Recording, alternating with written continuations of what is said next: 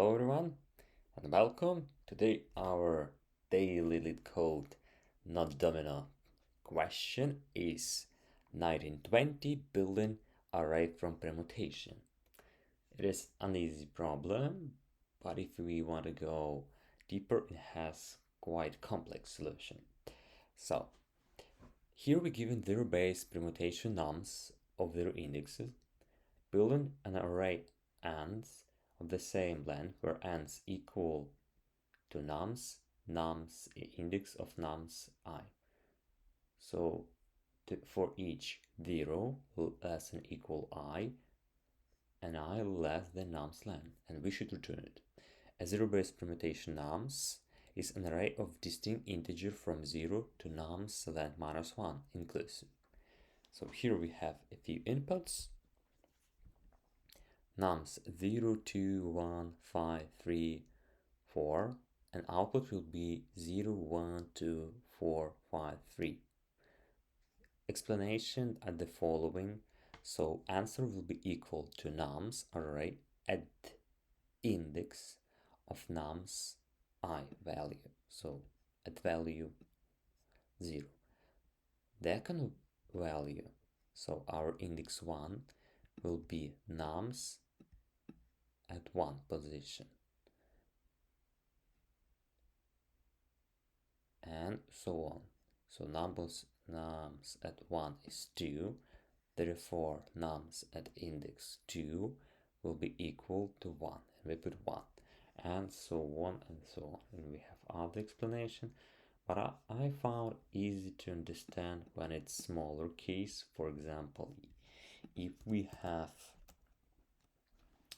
starting nums which will be equal to 0, 2, 3, and 1. Then what we're looking for is the values inside of each indexes. So we need to find values. So nums, and its specific position. So the idea here is to find value. For example, the value for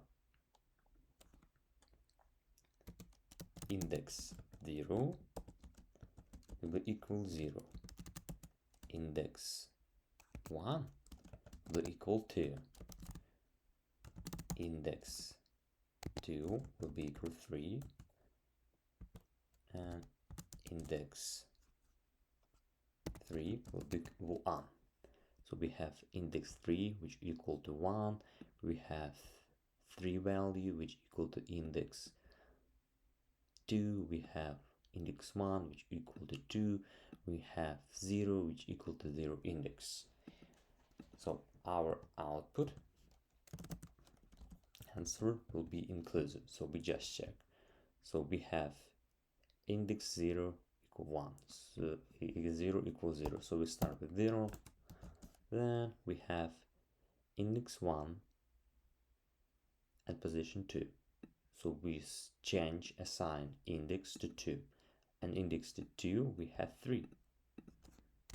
We assign to 3. The same goes here. Index 2, which is 3. We assign index 3. And index 3 in the base will be the end of our array, because we start from 0. So 0, 1, 2, 3. It will be 1.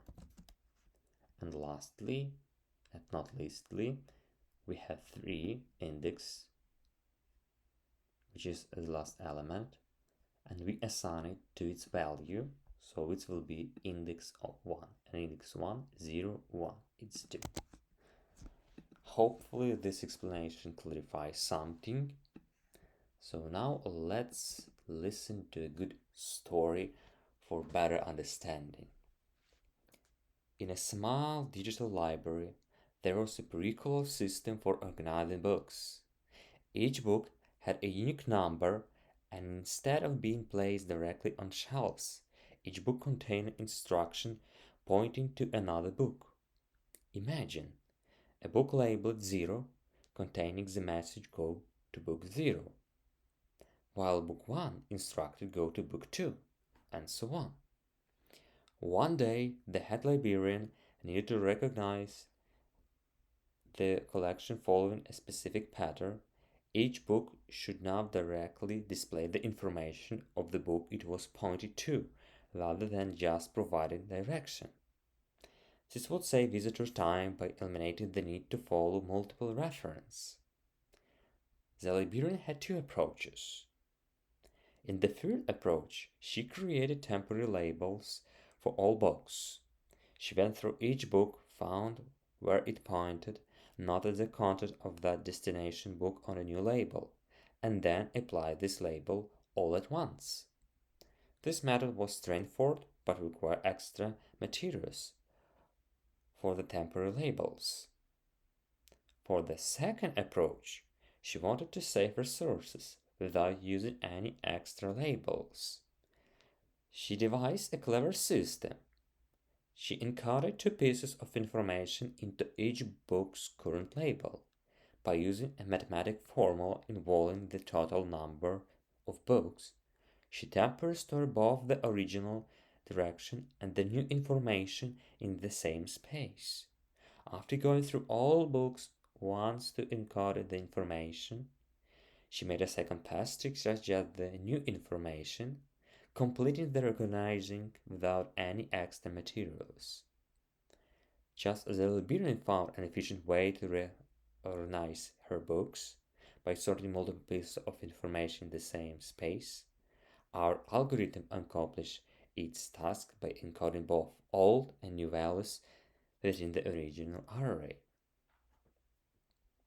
So, as you understand, we will resolve this issue in two ways. So, algorithm that will be used, it's array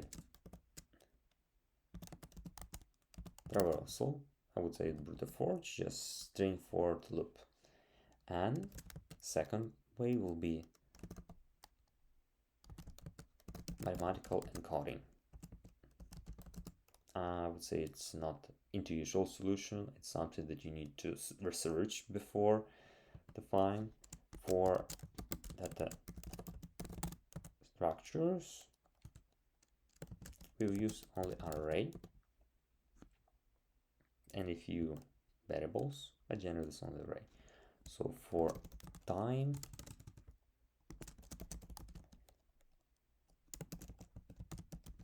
complexity and space complexity.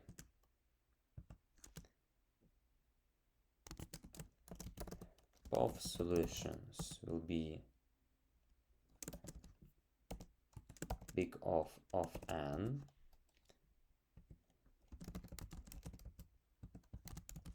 time complexity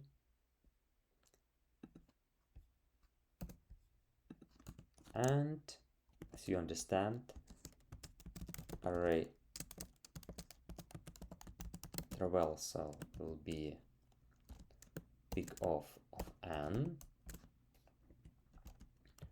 for space complexity and mathematical encoding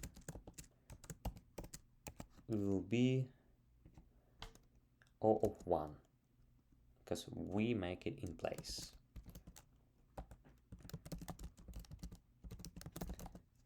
Place modification. Now let's dive into coding this solution. For the first one, let's dive with array traversal. It will be very straightforward. We just look at explanation and try to recreate it in our code. So they ask about creating answer, we create answer array, store our answer, and of course we will return it. Second step, as you understand from description, we will throw as array. So I in range len nums. Then we will need temporary value to store the new index. So temp will be equal to nums y value. So for example, we start at 0 position, it will be 0. But when we start at 1 position, temp will be 2, not 1. Second loop. And for example, in the last loop example, if we have index 3, I will be 3, the temp will be 1. Then we just append, basically add our nums at index of temp. Very straightforward and easy solution. Let's run it.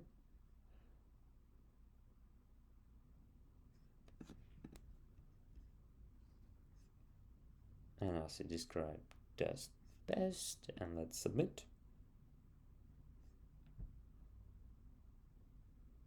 And it's pretty efficient in memory use. Now let's move to more complicated solution. I would say it's related to our follow-up. Can you solve it without using extra space in O1 memory? Yes, we can. Why not? Here we use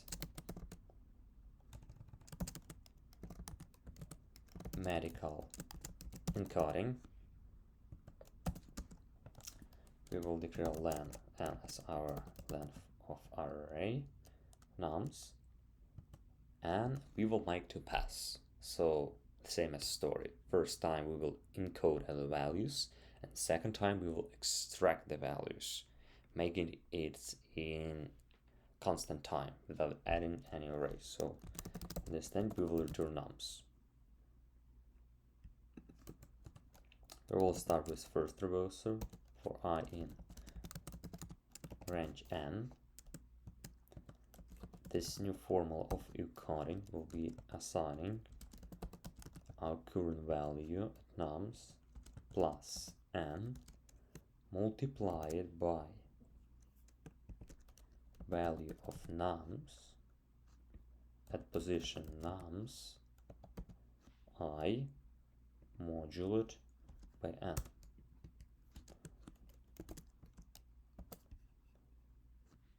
Then the next step will be to start the second loop to extract this value.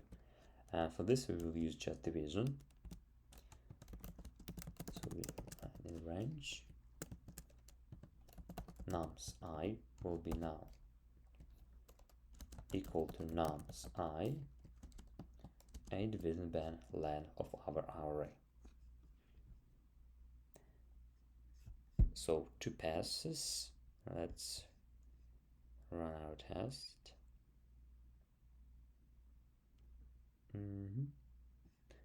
Oh yes, slightly typo. We should run equal, not equal, but plus sign.